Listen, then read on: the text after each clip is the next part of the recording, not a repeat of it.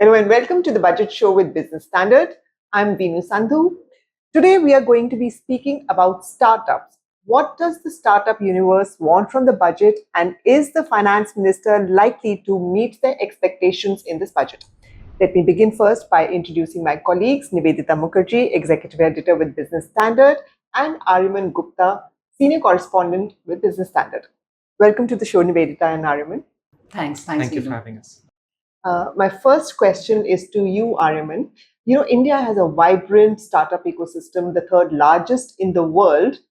What is their expectation from the budget? So, thank you, Fino, for having me. Perhaps the most pressing concern among startups at the moment is the contentious angel tax.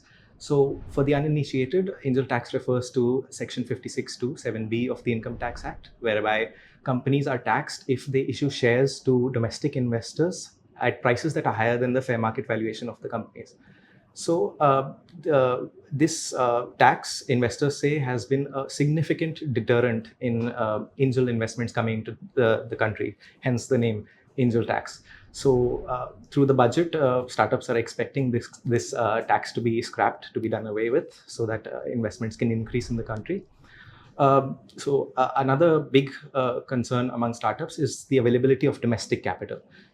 Given the ongoing funding winter in the ecosystem, which has been prevailing for the past 2 or 3 years, foreign investments in the country have pretty much tanked. So investors say that there is a need for the pool of domestic capital to increase by a substantial margin. While there has been progress over the last few years, we are still not where we need to be. So initiatives in the budget which would relate to incentivizing perhaps domestic LPs or investors to enter the startup investment pool would be fruitful. Other than that, there's the tax burdens on startups are pretty stringent at the moment. So they are asking for the tax norms to be more simplified and streamlined. So those are some of the few big issues. Nivedita, is any of this expected to happen? I mean, will there be good news for the startup ecosystem? Yeah, I think Aryaman pretty much, told us what can be expected from the budget. He has his ears to the ground, and he's been reporting on these issues. So yes, I think some of the things will definitely come in the budget, especially angel tax. That is the big piece that startups are expecting this budget. I'm not sure whether there will be a complete removal, though DPIIT in the government of India has recommended removal of angel tax, but there is this other side of the opinion that that who are saying that it may not be completely removed, but it may be reduced. Whatever it is, I think government will look at addressing this issue of angel tax. So that is the big thing. And whatever else Ariman spoke about, yeah, it's all, if you see, it's all around taxes. So whether it's regulatory clarity, or whether it's reduction of tax, or whether it's angel tax, it is all around tax. And some of the things are with the GST. So the council will take up those issues, when the council meets, that is, on online gaming, some of the retrospective tax, etc. Some of it is in legal tangle also. It's in the Supreme Court. So it's a combination of all that. But my bigger point would be, yes, budget can do a certain things, but startups are different from, all other categories. They are about risk taking. They are about making a big difference. So how is it that, they're going to make a big difference? And will they be world beaters? Like in the case of Google, Apple, Amazon, So how do we get those startups? I think that is something that we have to look at. So funding and taxation, and a lot of this, and getting a world leader from within our startup universe. World beaters also. World beaters and world leaders. So just last week, I'll just go back to the question of funding. Just last week, and not last week, actually, a couple of days ago, we just carried a news report that talked about how it is taking much longer for startups to progress to key funding stages. In fact, the longest since they have in 2014, and we've spoken about the funding winter. Will we see some kind of instruments in the budget, or what could be done that would help bring a thaw in that funding window? So, as I mentioned, the key here would be to improve the pool of domestic capital for startups, since primarily over the last few years, investments into startups have been coming from foreign investors, and owing to the funding winter, investments from foreign investors have tanked. So, we need policies that could incentivize more domestic LPs and domestic institutional investors to jump into the mix. So, in 2022, the government had introduced the SIDBI Fund of Funds scheme, which had a budgetary outlay of around 10,000 crores. So that has proved instrumental for startups to gain funding from the government, but more needs to be done, and startups are asking for a similar scheme to be launched with a higher budgetary outlay of around between 20,000 crore to 15,000 crore. And if something like that comes about in the budget, it would be really fruitful. Nivedita? Yes, I agree.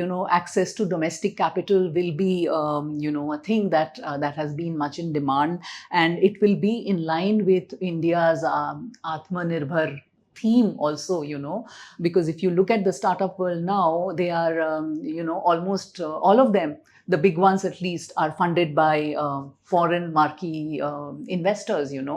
All the big ones. Starting from Flipkart. Which was the big, it set in motion the startup revolution, so to say, in 2007 when, it set up shop in India. And after that, we've seen so many startups, following the same model. Then we had Ola, then recently, we've had some other startups, who are doing well. So in the startup world, I think we are doing well. But what is the problem in the Indian startup world? The originality of ideas is missing. We are mostly copycat successes. Starting from Flipkart, they have followed the Amazon model. It's a different thing that Walmart bought them, and it's a Walmart company now. But how do we get that original thinking, the original idea into the startup world? I think that is something that this government, which is really, really high on startups, they should think about it. And how the industry and the institutions, the educational institutions, the research that is required to have that kind of environment for startups, I think that should get encouragement from the government. So innovation also could have like a trigger, like if there's a trigger for innovation in the budget. Absolutely. Innovation is the DNA for startups. So, the government has to look at innovation, and probably it will, if there is any big idea in this budget, it will be around skilling and innovation. That's what, we've been talking about, in the run up to the budget. And I think it's going to help the startup world immensely. Okay, thank you, Nivedita. Ariman, taxation. Nivedita said the taxation is going to be the one big thing in whatever way we look at it. And taxation has been very, very complex for the startup, ecosystem. It's multi-layered, it's complex, all of that. How can something like that be simplified, and retrospective tax, which the real money gaming industry is looking at, and that's really worrying them? What can be done on that front? So, as you rightly mentioned, taxation is a pressing concern among startups. This is across stages and across sectors. Startups want taxation to be simplified and more streamlined. So, especially among early stage startups, these are smaller companies, these are budding companies, even seed stage and early stage startups. So, some have talked about a taxation holiday for early stage startups. For the first 5 years since a startup's inception, they want a tax holiday, because it's especially troublesome for startups to pay a heavy tax burden, given that they don't even have sufficient revenues coming in. So that is one incentive that could be worked upon. Other than that, even if you look at sunrise sectors like the gaming sector, it has been crushed by the recent 28% GST decision. So better tax norms with respect to the gaming industry, doing away with the sort of retrospective tax that they have imposed. The case is pending in the Supreme Court. So any further GST clarity on the gaming sector would be fruitful. Nivedita, this whole tax holiday, is it something that the government would even consider? I'm not sure if the government is going to consider that, but I think whatever is in the courts. Ariman mentioned that retrospective tax that is coming up in the Supreme Court hearing is coming up, but I think the budget could give some guidance, some roadmap on sort of regulatory clarity on whether it's tax holiday, reduction of tax, and other kinds of clarity that the industry is looking for. You look at the entire startup ecosystem that you mentioned, so how many startups are there? It's more than 100,000 startups in India, I mean, that's the scale. You've had lot many unicorns. I think we have more than 100 unicorns in India. And this year itself, I think we have a low number of unicorns, but I think the numbers will pick up. But is it enough to have unicorns, and is it enough to have 100,000 startups? How do we give them that big push to take them to the next level is the question. All right. You spoke about regulatory issues. Regulatory and compliance burden has been a very big thing for this industry. Is there something that the budget can do, to ease that burden? So improving regulatory burdens for startups is very important at the moment, especially if we look at sectors, emerging sectors like gaming. We spoke about it briefly. Even sectors like fintech, the fintech sector is going through a lot of compliance burdens at the moment. While the government has done away with a lot of compliance burdens for startups over the past few years, a lot more needs to be done. Fintechs, especially the RBI, is very scrutinizes fintechs pretty hard. So better compliance norms in the sector would be good for startups. And fintechs are critical for the whole financial inclusion. Exactly. So can I? Yes, please, come in there? Nivedita. So you discussed fintech. So I think this will be the first budget after Paytm shut down the Paytm Payments Bank. So, there has been a lot of impact of that on the entire industry. Has the government, taken note of that? And will the government do something to set in order, that space? I think there will be some kind of roadmap, some kind of guideline coming, because Paytm was a big player, and, it has had to, take the scrutiny of the regulator in a big way. Another is edtech. Edtech, again, we've seen a lot many players going down, and they're not doing well. These are the two categories in the startup space, fintech and edtech, which have been original in their ideas, in their thinking, and it could be actually an export case for India. Take it to the world. That this is how we can do things, and it's in those two areas. That companies have been have come under scrutiny, and there have been problems there. So I think budget will definitely take note of that. All If I right. may weigh in here, the regulatory certainty on emerging sectors like the deep tech sector and gaming sector are pretty vital at the moment. If I talk about a bit more about gaming as well, the government, the startups are operating in the sector asking the government for a budgetary outlay for the AVGC industry. AVGC refers to audio visual gaming and comics.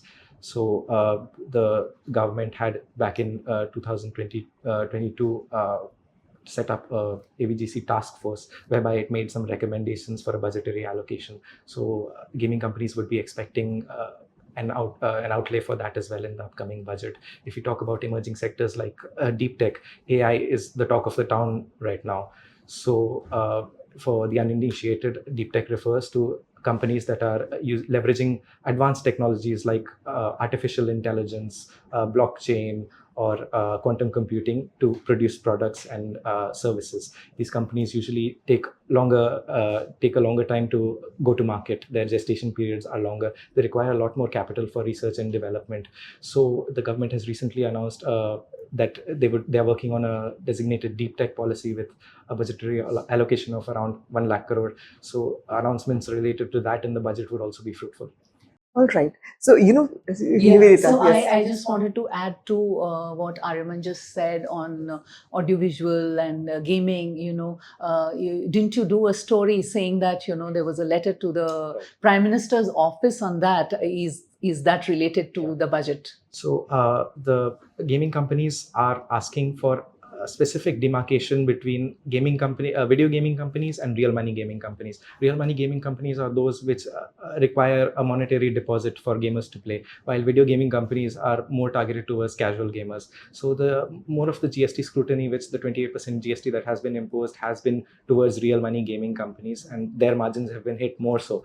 So to distance themselves from that, the video gaming companies want a clear demarcation, a separate policy to govern the sector that could sort of differentiate between the two. Even if we look at video gaming companies, the real money gaming companies are taxed at 28%, but video gaming companies are taxed at around 18%. While that's still lesser than real money gaming companies, if we look at global standards, it's still pretty high. So a big ask from video gaming companies has been a reduction in that tax as well. So again, improvement in taxation norms and more streamlined taxation policies. So interesting that you talked about this, and you and Nivedita also talked about artificial intelligence and deep tech, and how can we speak about the startup sector without talking about AI. And just recently in Delhi, we had this conference, the Global AI Summit, where India, said, where the government said that we are looking to be a global leader in AI. Let's see if the budget, kind of lays the foundation for that. We're completely out of time on that note. Thank you so much, Nivedita, and thank you so much, Ariman. Thank you for watching. We will be back again tomorrow, so please stay tuned.